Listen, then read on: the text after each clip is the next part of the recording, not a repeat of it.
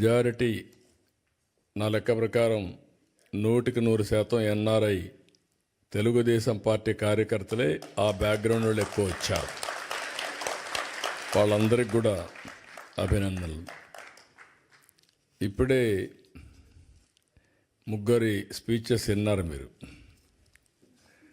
నేను అందుకనే ఎనర్జెటిక్గా ఉండాలంటే యంగ్స్టర్స్ రావాలని మొట్టమొదటిసారిగా రాజకీయాల్లో పెద్ద ఎత్తున మార్పులు తీసుకొచ్చాను.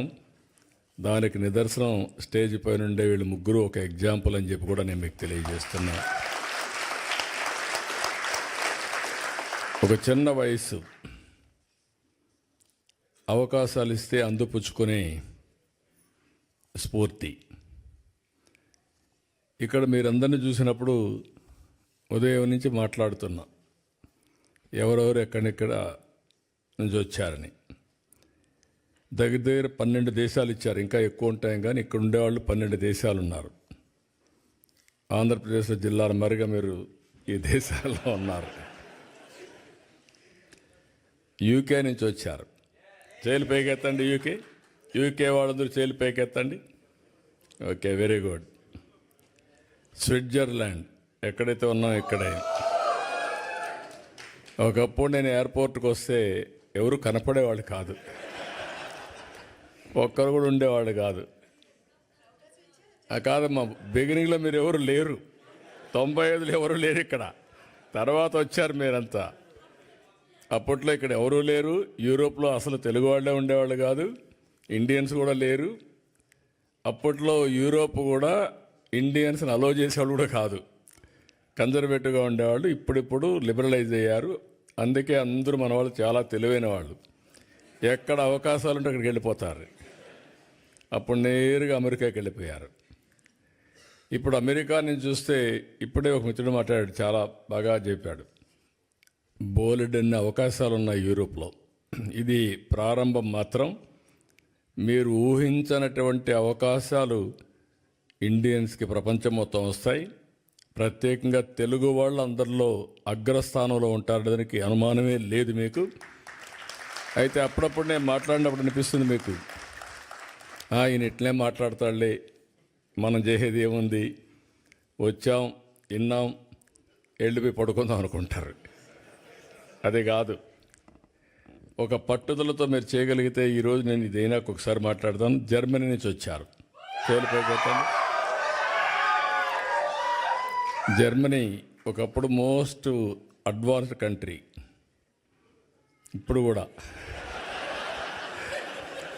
రేపు కూడా టెక్నాలజీలో.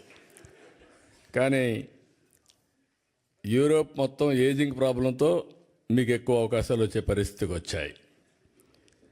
ఇటలీ, చేలిపేగతని ఇటలీ నుంచి ఎవరు వచ్చారు, కొంతమంది వచ్చారు. నార్వే నుంచి వచ్చిన వాళ్ళు చేలిపేగతండి, మార్నింగ్ కనపడ్డారు. Sweden, Poland, France, Netherlands, Ireland, Belgium,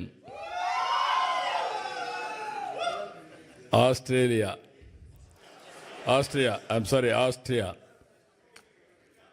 నువ్వు ఉన్నావు. లేకపోతే చాలా కొరతగా ఉంటుంది. నేను అదే అన్నాను. ఇప్పుడు ప్రపంచంలో ఎన్ని దేశాలు ఉన్నాయో అన్ని దేశాల్లో తెలుగు ఫుట్ ప్రింట్ ఉండాలి. అన్ని దేశాల్లో తెలుగు వాళ్ళు ఉంటారు, ఇండియన్స్ ఉంటారు. అది సాధ్యం. ముందు ఆ విశ్వాసం మీకు వస్తే ఇది ఎట్టి పరిస్థితుల్లో కూడా జయప్రదం అవుతుంది. ఇప్పుడే మన వాళ్ళందరూ మాట్లాడినట్టు నా జీవితంలో ఇన్ని దేశాల్లో మీరు ఉన్నారని కూడా ఊహించలేదు. నేను మీరు వెళ్తారని కూడా ఊహించలేదు. చెప్పాను చాలాసార్లు, ఎప్పుడు మాట్లాడినా చెప్తూనే ఉంటాను. కానీ దాన్ని అందిపుచ్చుకొని మీరు ఇన్ని దేశాలకు పోతే, ఫస్ట్ టైం నేను జైల్లో ఉన్నప్పుడు ఎక్కడెక్కడి నుంచో మీరు డెమాన్స్ట్రేషన్లు చేస్తూ ఉంటే ఇన్ని దేశాల్లో తెలుగు వాళ్ళు ఉన్నారా అని నాకే ఆశ్చర్యం కలిగే పరిస్థితి వచ్చింది. అది 1-2 రోజులు చేయాలా మీరు? నేను జైల్లో ఉన్న 53 రోజులు నిరంతరం మీరు ఉద్యమాలు చేశారు.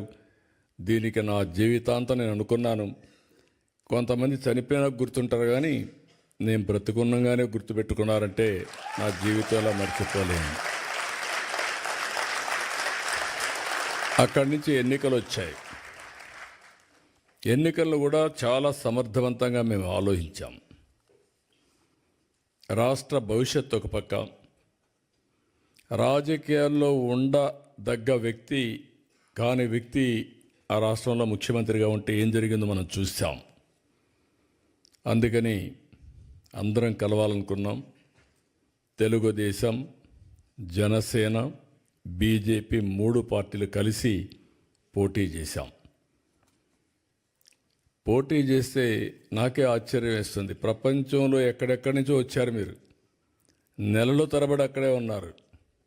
ఒక్కొక్కరు మీకు ఎంత శక్తి ఉంటే అంత డబ్బులు ఖర్చు పెట్టి ఎన్నికల్లో గెలిపించారంటే ఇది మా జీవితంలో ఎప్పుడూ మర్చిపోలేని సంఘటన.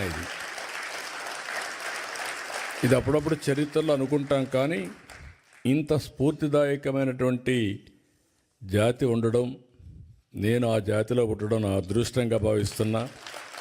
అందుకే మళ్ళీ చెప్తున్నా, మళ్ళీ జన్మ అనేది ఉంటే మళ్ళా తెలుగు జాతిలోనే పుట్టాలని చెప్పి భగవంతుని కోరుకుంటున్నా. ఇంకొక విషయం మీరు చూస్తే, చాలా దేశాలు చరిత్రలో చాలామంది నాయకులు పౌరుల్ని తయారు చేయడంలో వాళ్ళు ఒక బాధ్యత తీసుకొని చేశారు. ఒక సింగపూర్ని ఒక ఫిషర్మెన్ విలేజ్ని ఈరోజు మోస్ట్ లివబులే కాకుండా మోస్ట్ అడ్వాన్స్డ్ దేశంగా తయారు చేశారు. ఒక పబ్లిక్ పాలసీలో ఆనాటి పాలకులు లీ కువాన్ యూ. ఇలాంటి అన్ని దేశాల్లో కూడా మనం చూస్తే ఇదే చరిత్ర మనకు గుర్తొస్తుంది.